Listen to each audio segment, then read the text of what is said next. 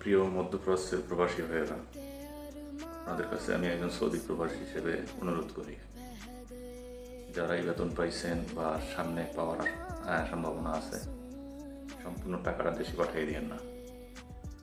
কারণ হচ্ছে এই যুদ্ধে লক্ষ লক্ষ মানুষ বেকার হয়ে যাওয়ার সম্ভাবনা আছে। কোভিড-19 চেয়েও ভয়াবহ আকার ধারণ করতে পারে। তো নিজের কাছে অন্তত 2-4 মাস চলার টাকা রাখেন।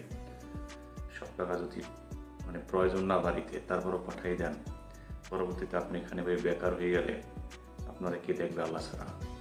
কারো কাছেই টাকা নাই, কে কারে দেবে? সেজন্য বলি, খরচের টাকা বাড়ির যা প্রয়োজন তার চেয়েও 20% কম দিয়ে হইলেও নিজের কাছে কিছু টাকা রাখেন। কারণ আমরা বেকার হয়ে গেলে আমাদের পরিবারকে দেখবে, আমাদেরই বা কে দেখবে? এটা প্রবাস, এখানে কেউ কেউ বন্ধু না। দেশেই বন্ধু স্বার্থের জন্য, যতক্ষণ স্বার্থ আছে ততক্ষণ জানু মনুষ্য না। আর বিদেশে কি কার বন্ধু, কি কারে জিগায়?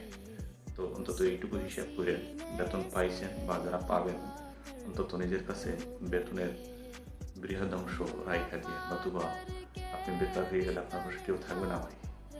দেশে বালা মুসিবত আসলে পীরের বাড়িতেও কিন্তু আঘাত লাগে, সেটা মনে রাখেন।